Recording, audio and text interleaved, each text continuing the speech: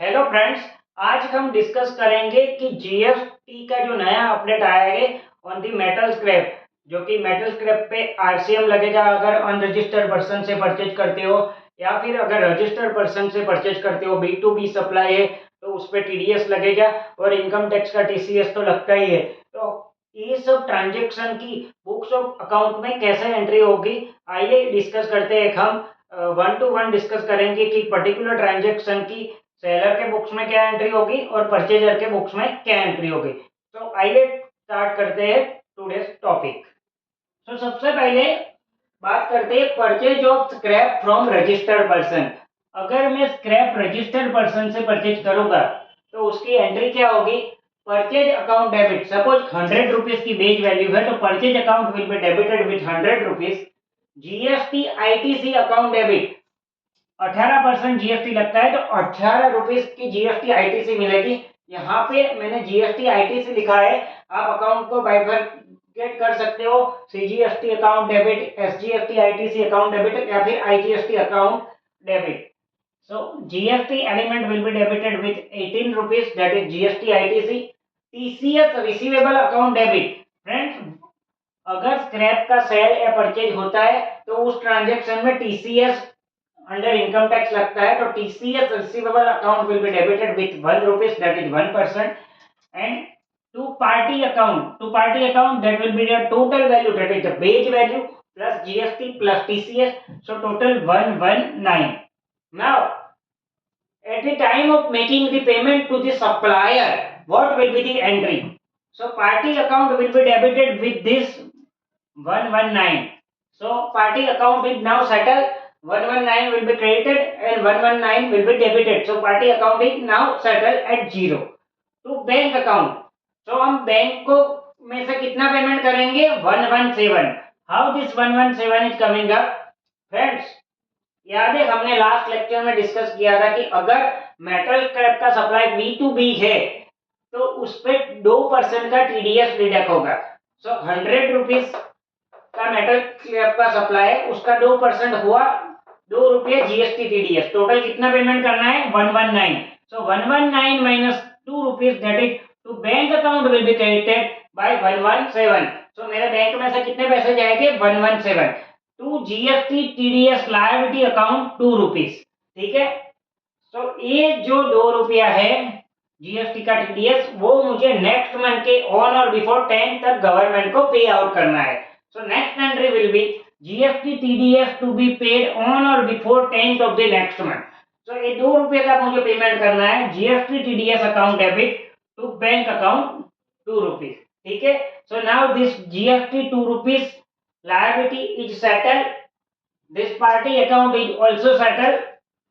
Now next thing is, what will be the entry for scrap purchase from unregistered person?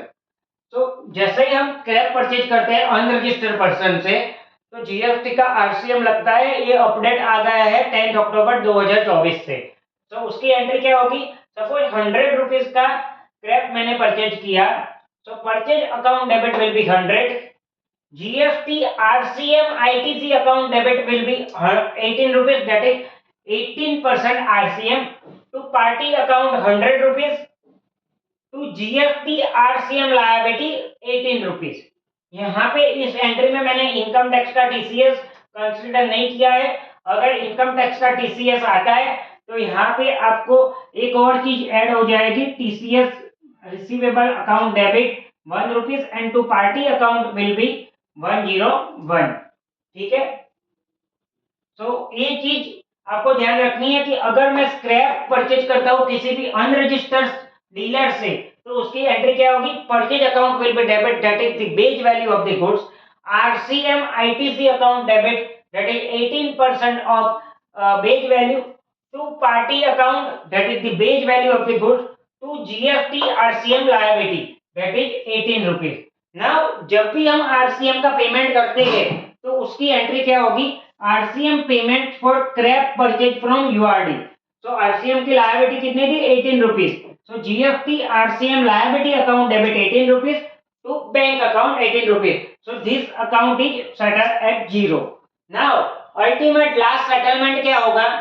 GST की जो भी entry पास हुई हो, वो लास्ट सेटलमेंट यहाँ पे लिखा हुआ है कि GST credit ledger account debit to GST ITC account. कौन सी आईटीसी अकाउंट? ये जो मैंने स्क्रैप परचेज की थी उस पे जो आईटीसी लगी थी वो जीएसटी आईटीसी अकाउंट क्रेडिट हो गए, और जीएसटी पे जो आरसीएम मैंने भरा था उसकी आईटीसी भी मुझे मिलेगी, तो उसका अकाउंट भी मैं क्रेडिट करूंगा और ये सबको ट्रांसफर हो जाएगा जीएसटी क्रेडिट लेजर में। So I hope you will understand this. एक बार फिर से देख लेते हैं कि अगर हम रजिस्टर्ड पर्सन से स्क्रैप परचेज करते हैं तो उसकी एंट्री होगी purchase account debit, GST ITC account debit, TCS receivable under income tax account debit to party account. Next thing is, जब भी हम पेमेंट करेंगे सप्लायर को तो 2% जीएसटी का टीडीएस कटेगा। So party account will be debited with the amount total minus 2% TDS value to bank account to GST TDS account. जैसे ही जीएसटी का टीडीएस का पेमेंट होता है, GST TDS account debit to bank account.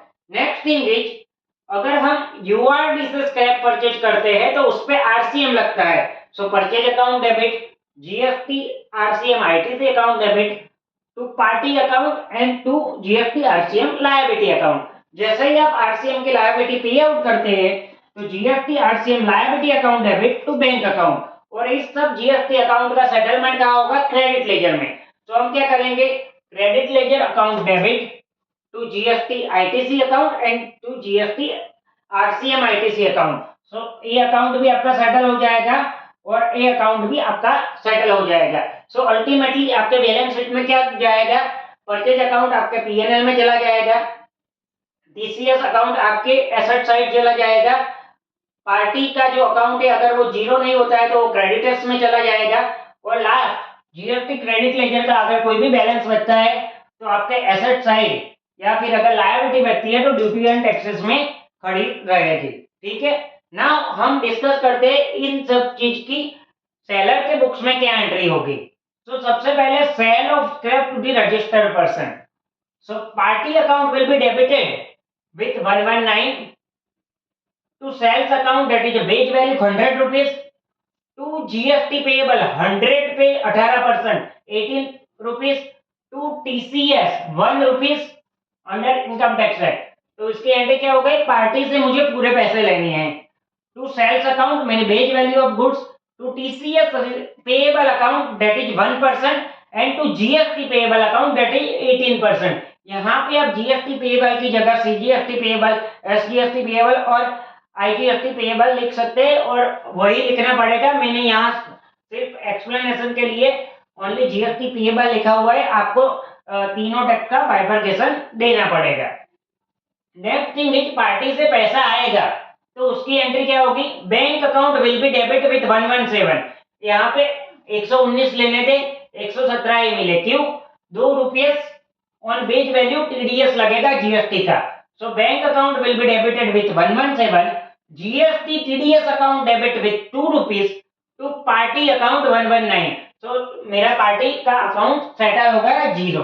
ठीक है, अब टीसीएस आईटी जो मेरी लायबिलिटी बनती है 1 रुपए की, उसका पेमेंट करेंगे तो उसकी एंट्री क्या होगी? TCS IT account debit 1 to bank account. इसका पेमेंट आपको 7th of the next month तक करना होता है। तो ये अकाउंट भी मेरा सेटल हो गया।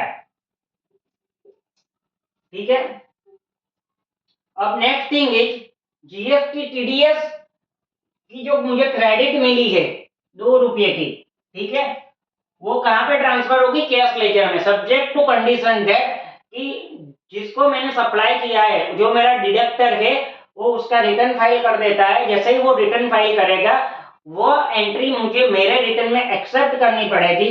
जैसे ही मैं एक्सेप्ट करूंगा वो मेरे कैश लेजर में आ जाएगी। तो उसकी एंट्री क्या होगी? GST cash ledger account debit 2 rupees to GST TDS account. So मेरा ये टीडीएस का अकाउंट भी यहाँ पे सेटल हो गया, यानी कि ये डेबिट था वो क्रेडिट हो गया, यानी कि ये जीरो हो गया, और अब मेरे कैश लेजर में 2 रुपये आ गए हैं। अब मैं जीएसटी का पेमेंट करूंगा। अब मान लो कि मेरे पास आईटीसी का बैलेंस जीरो है, तो जीएसटी का पेमेंट कैसे होगा?